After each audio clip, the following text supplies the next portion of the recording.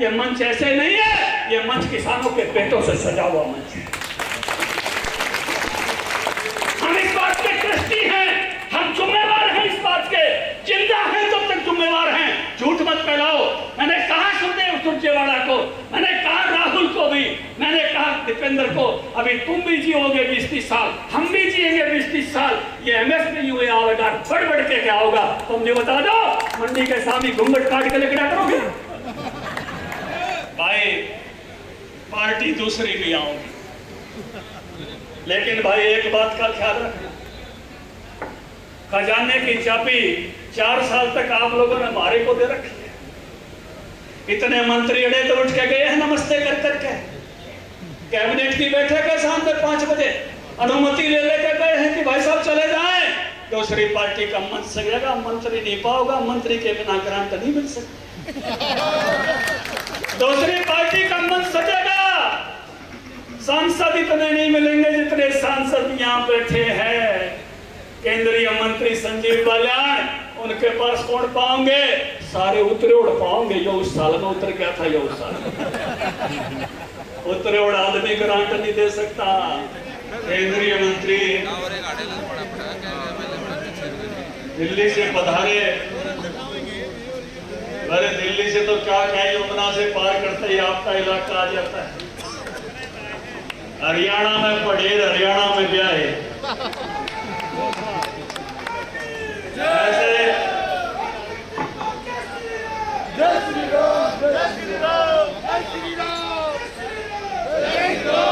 हमने तो इनकी मेहमान नवाजी दोनों तरह करनी पड़ती है, मंत्री के नाम की भी वो रिश्तेदार आड़ी भी है। ऐसे संजीव बालियान जी बहुत ही पार्टी के वरिष्ठ नेता, जितने भी हम यहाँ मंच पे हैं, जिनका उंगली पकड़ के हमने राजनीति में काम किया, ऐसे आदरणीय रामविलास शर्मा जी,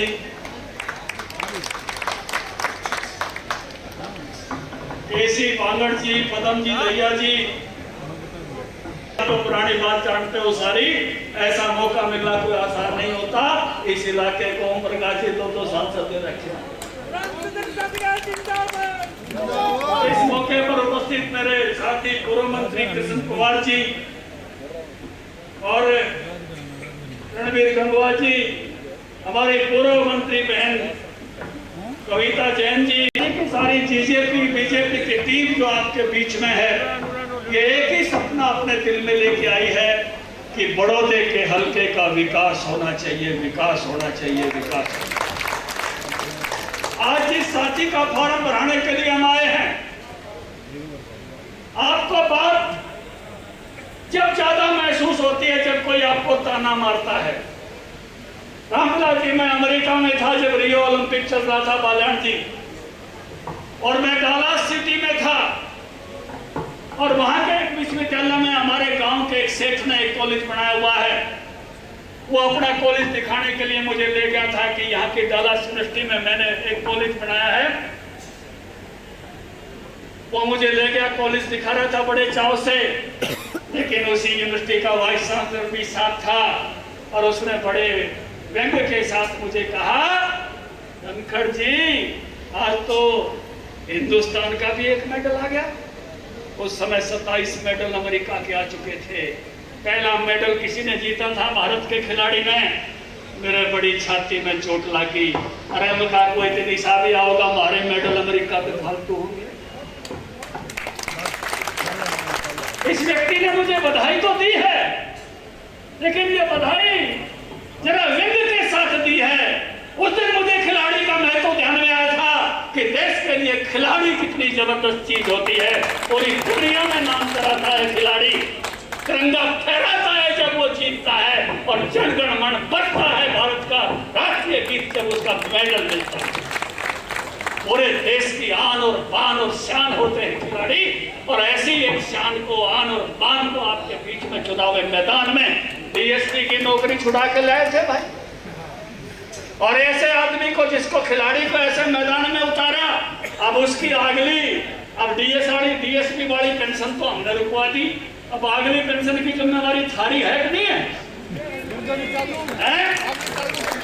रामविलास जी, आपको याद है हमने सुखराम पाउटा वाला सुखराम चौधरी उसको जेई की नौकरी छुड़वा के चुनाव लड़वा दिया।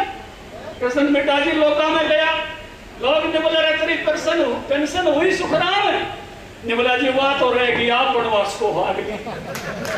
लोगों ने आशीर्वाद दे के बनवा दी। अरे डीएसपी वाली तो रह गई, बुढ़ापा पहलवान का अगला वक्त सुधारो और इसकी कम से कम एमएलए वाली पेंशन है और सूद बैठ जाता और ऊपर वाली पेंशन है। इसको किसी का दिया, किसी का बलिदान, किसी की कुर्बानी इस आदमी ने पहलवान के नाते में दिया। और इस नाते ने जब हमने चुनाव लड़ने की बात कही तो 1 मिनट में इस्तीफा देकर चुनाव लड़ने के लिए मैदान में आ गया। मेरी पार्टी एक ही बात कहती है, टिका रहे मत हो डामाडोल, और जो यहाँ टिका रहता है उसकी कीमत होती है यहाँ अनमोल।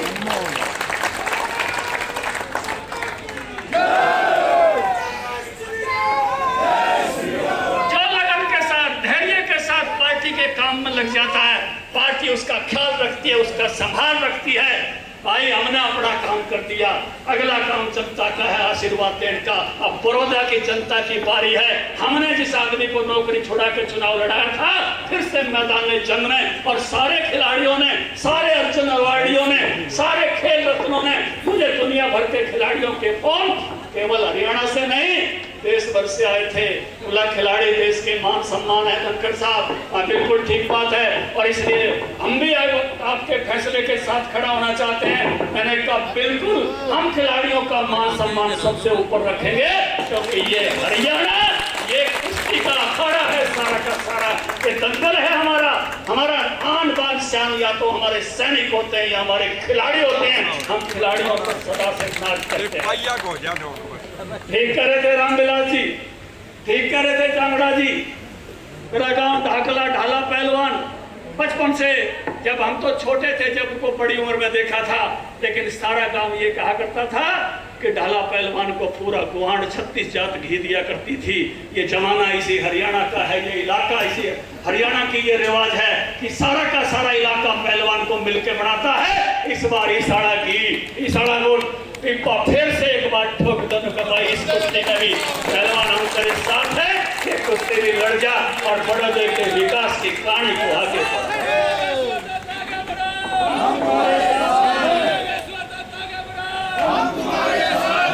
भाई पार्टी दूसरी भी आऊंगी, लेकिन भाई एक बात का ख्याल रखना, खजाने की चाबी 4 साल तक आप लोगों ने हमारे को दे रखी है।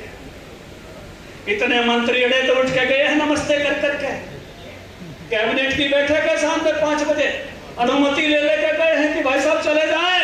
दूसरी पार्टी का मंच सजेगा, मंत्री नहीं पाओगा, मंत्री के बिना ग्रांट नहीं मिल सकती।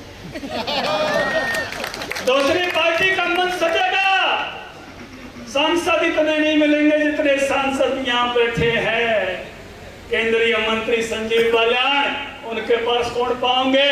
सारे उतरे उड़ पाओगे। जो उस साल में उतर गया था, उस साल उतरे उड़ आदमी ग्रांट नहीं दे सकता है।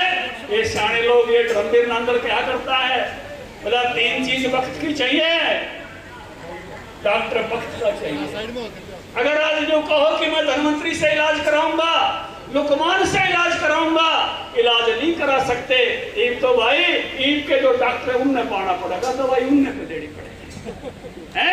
कोई लड़की यूं कहे मुझे तो भीम बड़ा प्रिय है, और कहे मुझे कृष्ण बड़ा प्रिय है, फलाना बड़ा प्रिय है, और मैं उसी से संतान चाहूं, तो भाई वक्त का पति चाहिए। इष्ट देव हो सकता है, आराध्य देव हो सकता है, संतान चाहिए तो रामफल धर्मा पति वक्त का चाहिए, और काम करना है तो राजा वक्त का चाहिए। पुराने राज्य में वो एक अहमद चकवा बैंक से फैसला करा लो, विक्रमादित्य से फैसला करा लो, मैं 10 साल 15 साल पुराने मुख्यमंत्री से विकास करा लो, भाई एक बाठा नहीं ला सकता। काम कौन करेगा? जिसके पास वक्त की खजाने की चाबी है, और आज वक्त के खजाने की चाबी देश की नरेंद्र मोदी के पास है, और हरियाणा की भी बीजेपी के पास है, मनोहर लाल के पास। खजाना हम खोल सकते हैं इस इलाके। बाकी पार्टी आएगी, क्या बात करेंगी, उसको हम ये कहते हैं वह करेंगे केवल वाणी सेवा, न्यू कर दिया लेकिन 4 तारीख पाछे पाऊंगे नहीं। ये करते हैं जो करने तो सही नहीं। 24 तक दिखाई नहीं देंगे, क्योंकि 24 तक का काम आपने हमको सौंप रखा है। 4 साल है और 4 साल में बड़ौदा को आप बदलता हुआ देखेंगे, विकसित होता हुआ देखेंगे।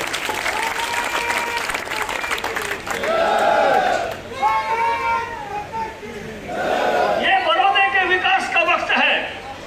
ये किसी के इस प्रकार के वक्त नहीं है कि हम केवल इस बात पर वोट डाल दें। चुनाव किस बात पर होता है? केवल और केवल विकास की बात पर चुनाव होता है, और ये विकास का वक्त है। कैंडिडेट देख लो भाई, मेरा कैंडिडेट तो अमेरिका में पिछड़े वाले, पार्टी का कैंडिडेट। दूसरी बात विकास की, खजाने की चाबी की, और क्या चाहिए होता है।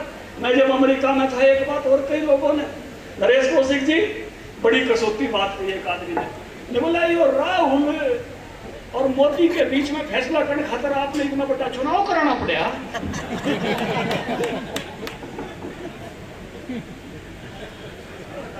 अरे वो मान लो,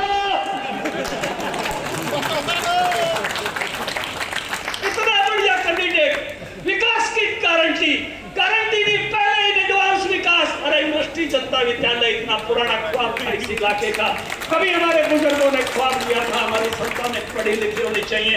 एक एक ईंट लगा के, पसीना लगा के जिस कॉलेज को बनाया था। मैं जब कृषि मंत्री बना, मेरे पास कमेटी आई थी, आप सबको याद है, और आप लेके आए थे उस कमेटी को, बोला यहाँ VLDA का कॉलेज दे दो। मैंने पहली कलम से वहाँ VLDA का कॉलेज दिया था। जब हमने बोले धन्यवाद करना है, यहाँ आ जाओ, मैं कॉलेज में गया, बोला पशुओं के एक्सरे की मशीन दे दो। ऐसा इलाका जो पशुओं की भी चिंता करता है, मैंने कहा लो पशुओं की भी एक्सरे की मशीन आपको आज यहीं पे दे के जाता। और आज जब हमारी सरकार आई, तब ये कहा कि भाई इसको यूनिवर्सिटी बना दो। मैंने कहा ये आकांक्षाएं हैं इस इलाके की मुख्यमंत्री जी, इसको विश्वविद्यालय बनाया जाए। और जब कॉलेज की बात चली, भैंसवाड़ वाले न्यारा जोड़ ला रहे, बड़ौदा वाला न्यारा ला रहे। CM साहब ने बोले ओम प्रकाश के करूं, बड़ौदा करूं, भैंसवाड़ करूं, मैं दोनों करते देखे दिक्कत। दो कॉलेज एक हल्के में, एक साथ एक झटके में, और कहीं ग्रीन एक्सप्रेसवे, कहीं दूसरे एक्सप्रेसवे, और गांव की चौपाड़ के लिए पैसा, गली के लिए पैसा। ये सारे सरपंच खड़े मेरे पर इकट्ठे होकर आए थे। ने बोले हमारे सरपंचों और खाता बाना चाहिए, मां सरपंचों के खाते में भी गिरा देंगे। ये बीजेपी की सरकार है, तुम चुनाव को संभाल लेना। ये बोले आप विकास की जिम्मेवारी हमारी लगाओ। एक एक ईंट ऐसे लगाएंगे कि लोग आपको पढ़ाई करेंगे, आपको वोट देंगे, चाहे गली बनाए, चाहे रिटर्निंग वाल बनाए, चाहे चौपाल बनाए। भाई योगेश्वर जी साथ आए थे, मैं कहा चलो अगर तुम्हारी ये भावना तो तुम्हारे खाते में से सारा विकास कराएंगे हम। इस प्रकार से ग्राम पंचायत का जो अधिकार होता है, जो स्थानीय स्वशासन की इकाइयां होती है, उनको मजबूत करने का काम हमने करना है।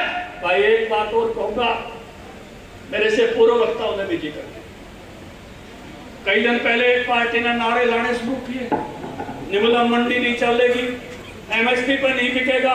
हरा बाजरा MSP पर बिक रहे हैं। बोलो भाई, बिक रहे हैं, हमारी जीरी बिक्री है, मंडी नहीं में चल रहे है। मन ने तो फिर गाना ही गाड़ दिया, मंडी नहीं में चलेगी, MSP नहीं में आओगा। फट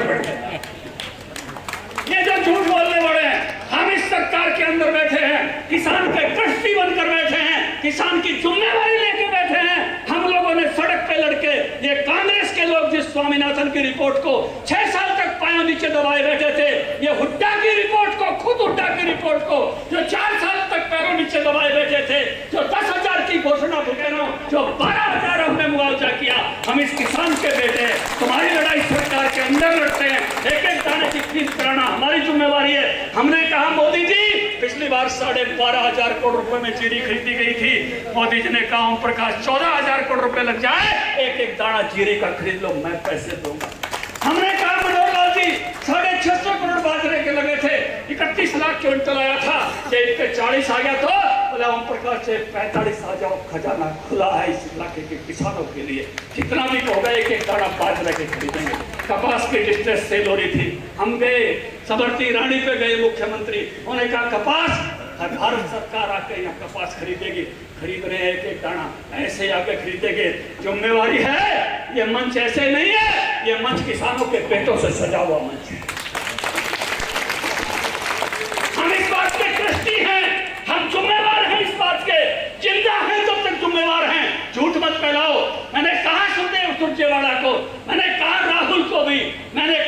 भूपेंद्र को, अभी तुम भी जियोगे 20-30 साल, हम भी जिएंगे 20-30 साल, ये एमएसपी यूं आवेगा, बढ़ बढ़ के क्या होगा तुम मुझे बता दो। मंडी के सामने घूंघट काट के लेकर करोगे? ये एमएसपी नहीं रुकना, ये मंडी नहीं रुकनी, ये खरीदारी ऐसी होनी है। किसान के बेटे उसके अंदर है, संजीव पालाट वहां है, कैलाश चौधरी वहां है, एक एक आदमी, नरेंद्र तोमर सच्चे किसान का बेटा है, ग्वालियर का बेटा। इनके हाथ से कोई कलम गलत नहीं चल सकती। एक बात ऐसी कहते हैं कि किसान उड़ जाए और उड़ जोड़ बात पे फिर हम राजनीति करें। कहते हैं इस पे लिख दो कि मंडी के बाहर भी एमएसपी पे खरीदा जाएगा।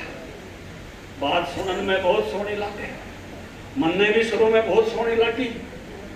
तो एडवोकेट है, करवाल जो है इस बात को समझ सकता है। अगर आज मैं बाजरा पे 2150 हम खरीदेंगे, उस समय बाजरा महंगा रहेगा मंडी में, लेकिन जब बाजरे की भारी खरीद बंद हो जाएगी तो बाजरे का भाव नीचे आ जाएगा, उतना रहेगा जितना हम ले रहे हैं। और जब हम उन्हें उल्टे बोल बेचेंगे, क्योंकि हमने कोई सरकार की तरफ से मुर्गा फार्म तो बना नहीं रखे, वापिस ही बेचते हैं, किसान को भाव देने के बेचते हैं खसा जी। जब उल्टे बेचेंगे तो उल्टा होना होगा। और मान लो किसी व्यापारी ने बाजरा लेना है, मेरे पर शर्त लगा दी 2150 और मंडी में अगर 1200 है ऑफ टाइम पे, तो कहां से लेगा? अगर मन ने 10 क्विंटल बाजरा रख रखा हो तो मेरा लेट नहीं होगा, तो कहेगा सजा करा होगा ओम प्रकाश ने जी, तेरे आने पर तो शर्त लगा रखी है कानून में 21 से 50 से कम नहीं लेना, और मंडी पे कोई शर्त है नहीं। बताओ भाई सुरेंद्र कोनिया, फिर देगा कोई मेरा? तो भाई ये इसी तरह की बात सरसों में बढ़ जाएगी। सरसों हम खरीदेंगे जब तो महंगी, और जब सरसों हम बेच देंगे जब सस्ती हो जाएगी। और किसी भाई ने अगर घर में राख रखी हो 10-20 क्विंटल, भाई भी सोच के भाव बढ़ जा, और शर्त लग गई भाई एमएसपी से कम नहीं ले सकता। अगर मंडी में 1000 रुपए सस्ती है, ट्रेडर पे 1000 रुपए सस्ती है, तो संदीप देशवाड़ ले लेगा कोई मेरी? फिर कोई नहीं ले सकता। ये बात कहने में जो इतनी सुंदर लगती है, ये फंसा देगी हमको। हम भी इस बात के पक्ष हैं किसान को अच्छा भाव मिले, लेकिन सरकार की गारंटी है कि एमएसपी पर खरीद मंडियों में जैसे पहले करते रहे हैं वैसे ही करते रहेंगे, बढ़ के एमएसपी देंगे। अगला एमएसपी भी घोषित कर दिया। अरे यो नरेंद्र मोदी 6-6 हजार रुपये सीधे हमारे खाते में देखिए। कोई आया था ऐसा?